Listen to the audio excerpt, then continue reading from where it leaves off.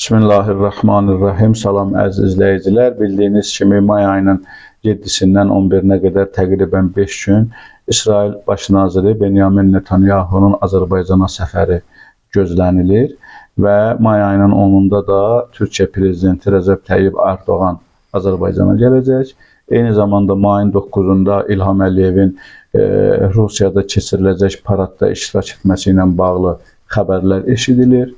Və aprel ayının 28-də də İran İslam Respublikasının prezidenti Məsud Pezeşkiyanın Azərbaycan səfərini biz izlədik. Bax, bu cür regionda baş verən bu proseslər və xüsusən bu görüşlərin, bu səfərlərin Azərbaycanda baş tutması müəyyən maraq doğurur. Və hətta mən düşünürəm ki, maraqla yanaşı həm də bu səfərlərin böyük bir təhlükə ehtimalının ayaq səsləridir. Əziz izləyicilər, biz əvvəl ondan başlayaq ki, Benyamin Netanyahunun Azərbaycana səfəri deməli 7 oktyabr 2023-cü il tarixindən sonra, yəni bir təqribən 19-20 ay ərzində, bu arxada qoyduğumuz 19-20 ay ərzində ilk müsəlman ölkəsidir ki, ora səfər edir. Bundan əvvəl Amerika və Macaristana səfər etmişdi. Bunlar qeyri-müsəlman ölkələrdir və Amerika zaten İsrailin strateji müttəfiqidir. Və Macaristan da bilirik ki, Avropa Birliyində Macaristanın da indiki hakimiyyəti demək olar ki, Avropa Birliyinin müəyyən qaydalarına əməl etmir. Müəyyən özünə məxsus bəzi davranışları var və s. Bu da ayrı bir mövzudur. Amma Azərbaycan deməli həqiqətən müsəlman ölkəsi olaraq əhalisinin demək olar ki, 90%-dən çoxu müsəlmandır və müsəlman ölkəsidir. Belə bir vəziyyətdə İsrail prezidentinin Qəzzada, yəni İsrailin Qəzzada törətdiyi hadisələr və bu arxada qoyulan 19-20 ay ərzində təqribən 50 mindən çox Qəzzalının, Fələstinlinin öldürülməsi, bunların əksəriyyətlə uşaqlardır, qadınlardır, hətta xəstəxanaları bombardman edirlər, orada xəstələrdir və s.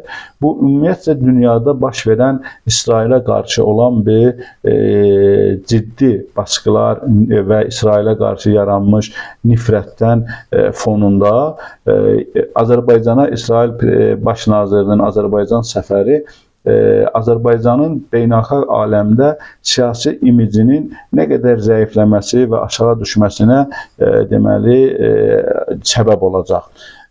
Biz görürük ki, dünyada təqribən bu 19 ay ərzində 700-dən çox xüsusən Avropa ölkələrində, hətta Amerikada və digər Cənubi Amerika ölkələrində ümumiyyətlə bir çox yerlərdə, xüsusən də qeyri-müsəlman ölkələrində İsrailin əleyhinə, İsrailə qarşı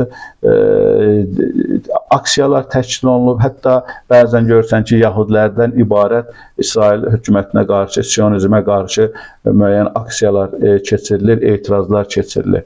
Bax, belə bir məsələdə, belə bir görüntü yaranıbsa dünyada İsraillə bağlı, Azərbaycana bu səfərin baş tutması bir mənalı olaraq Azərbaycanın siyasi imicini, siyasi avtoritetini dünyada, dünya siyasi arenasında şiddətlə deməli zəiflədəcək. Onsuz da xüsusən Qərb blokunda, Avropa Birliyində deməli Azərbaycanın siyasi imici kifayət qədər korlanıb, zədələnib və bu təbii ki, Azərbaycanda baş verən siyasi proseslər, iqtisadi məsələlər, hakimiyyətin deməli özbaşınalığı, heç bir qayda qanuna əməl etmədən insanları əzməsi və s. bu məsələlərin səbəb olublar.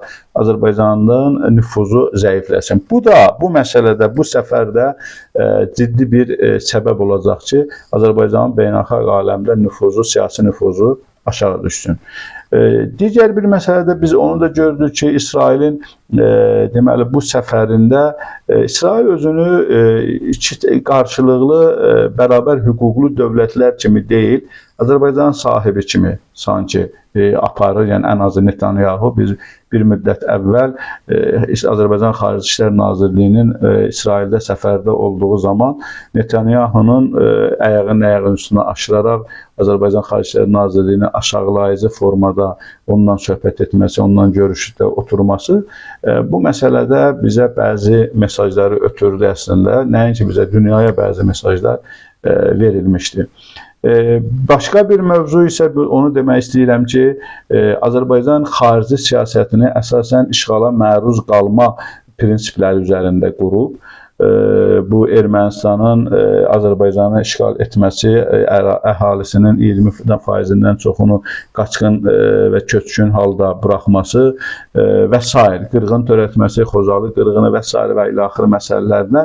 Yəni Azərbaycanın xarici siyasəti işğala məruz qalma siyasəti, yəni prinsipləri üzərində qurulub. İsrail isə faktiki olaraq işğalçı imici yaradıb. Yəni işğalçı İsrail, bütün dünya, hətta onu dəstəkləyənlər hamısı İsrailin işğalçı olduğunu etiraf edirlər.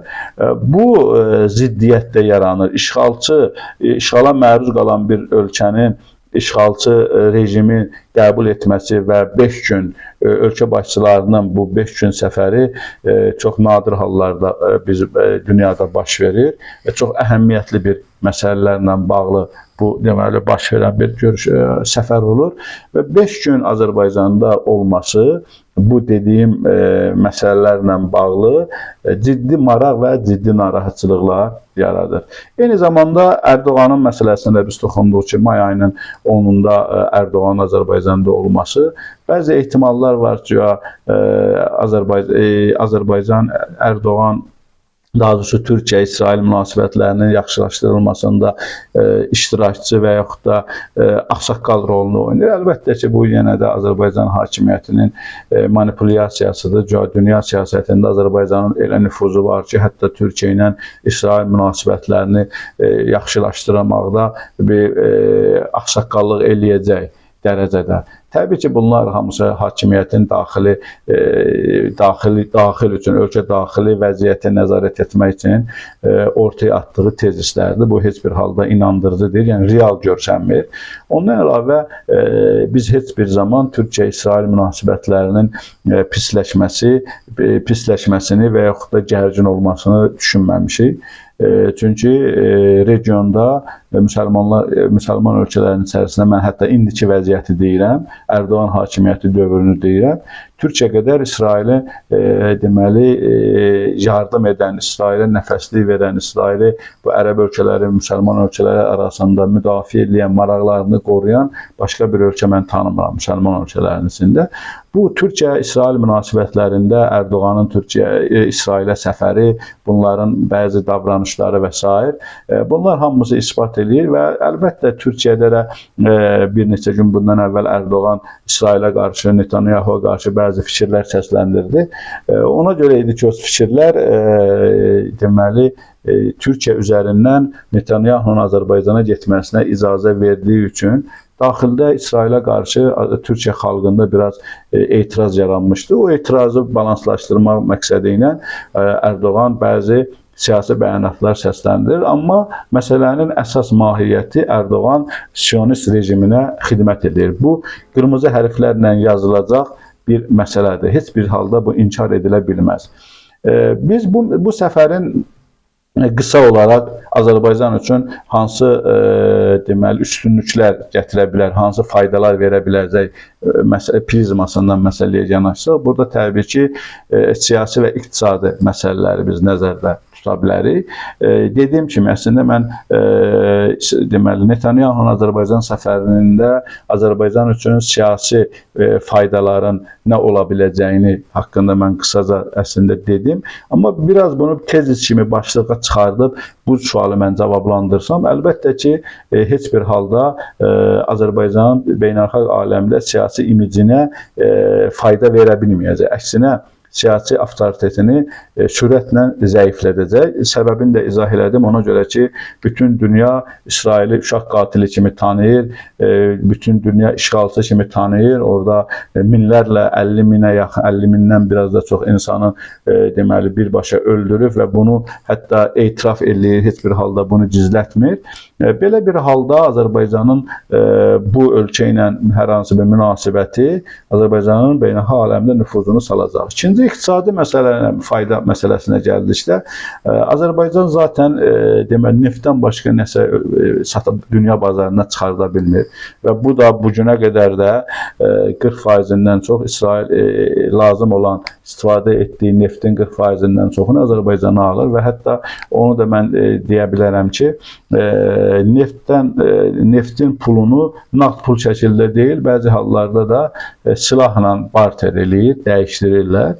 Bu da Azərbaycanla İsrailin iqtisadi əlaqələrinin pik nöqtəsidir. Azərbaycan Allah verdiyi nefti, Azərbaycan hakimiyyəti, bir ailə hakimiyyəti, Allahın verdiyi nefti, deməli Azərbaycan xalqına məxsus olan daha doğrusu nefti çatır İsrailə, onun qarşılığında silah alır.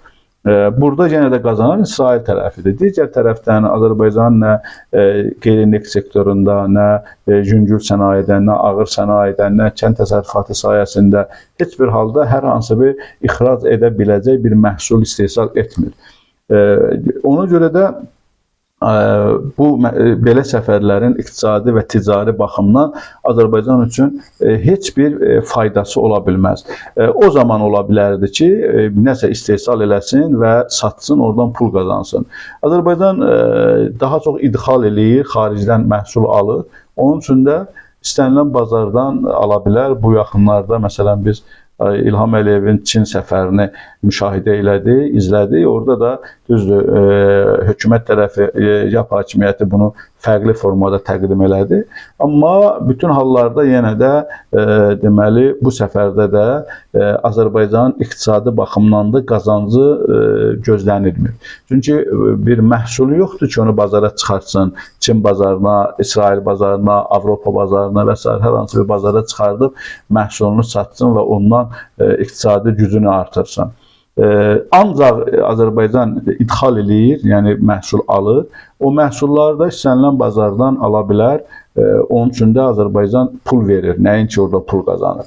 Əziz izləyicilər, biz gördük ki, deməli Netanyahunun Azərbaycana bu 5 günlük səfəri Azərbaycanın nə siyasi, nə iqtisadi baxımdan heç bir halda Azərbaycanın üçün faydalı deyil. Əksinə, hər bir halda Azərbaycanın üçün ziyanın olacaq. Bu, Azərbaycan hakimiyyətini, ümumiyyətlə Azərbaycan dövlətinin İsrail bu səfər dünya ictimaiyyətində və həm də daxili auditoriyada demək olar ki, kəskin şəkildə zəiflədəcək.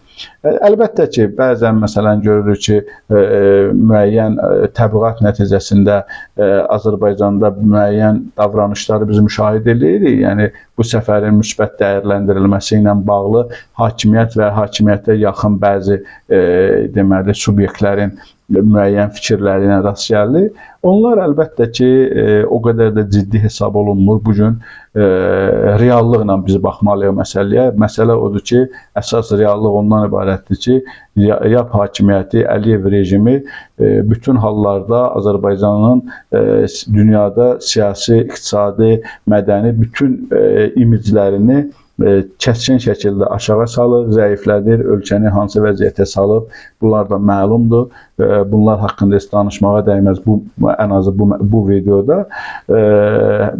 Əsasən bu səfər Azərbaycanın, yəni Əliyevlə, daha doğrusu Netanyahunun bu səfəri Əliyevin mövqeyini həm ölkə daxili, həm ölkə xarici çox ciddi zədələyir.